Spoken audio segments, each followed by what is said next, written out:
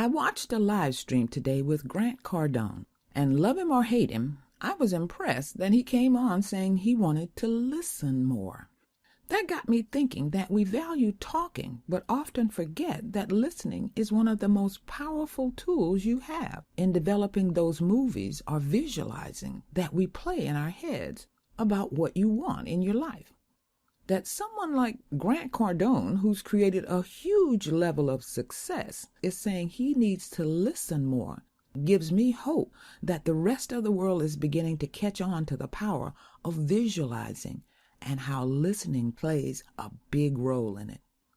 Listening is something we take for granted and think we do well because it's something we all do. But if you've ever been in a conversation with someone who's not giving you their full attention, or worse yet, not hearing anything you say, but simply waiting for you to finish so they can talk, you realize that it is a skill that has to be developed.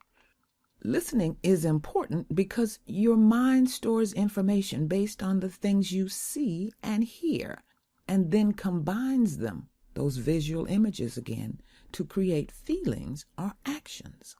What do you think about when I say the word dentist?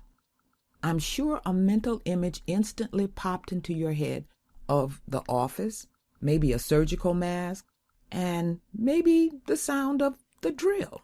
All of those things combine to create a feeling that you associate with that word. But what if I told you that when I say dentist, it's possible to see that beautiful girl you've always wanted to date, or you walking into a room and everyone smiling at you. And the sound of the drill is something pleasant because it reminds you of all those things. How do you think you'd feel about that word dentist now? The difference is association, and why listening is so important to visualization, because it is part of your pattern of combinations.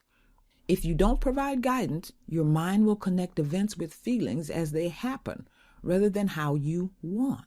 You listen day in and day out, and based on that, you assume you're listening well, when in reality, your mind has to be trained to make the connections you want.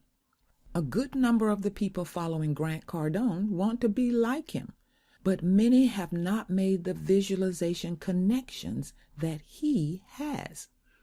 It's a testament to his own visualization skills because he went live stream to say that despite his level of connections, he wants to create more by listening and was open to others giving him ideas.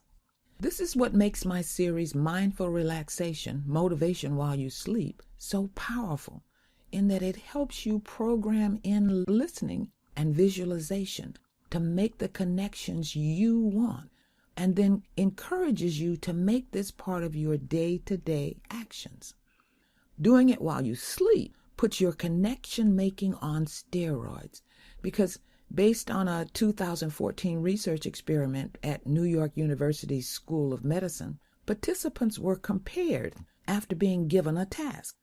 Those who performed the task and then went to sleep within an hour outperformed those who slept 4 hours later after performing it. And brain scans of the high-performing group showed, rather than resting, their brains were significantly more active in making brain tissue connections. You think your brain is resting when it's far from it. Your brain is actually working to make connections for the following day to set priorities. Isn't it great that you can decide what's at the top of the list? Want to test out what I'm saying? Go to my website, coactivedreams.com, and get yourself a copy of Mindful Relaxation, Motivation While You Sleep. And I'll throw in a copy of my visualization picture book, which will double the impact.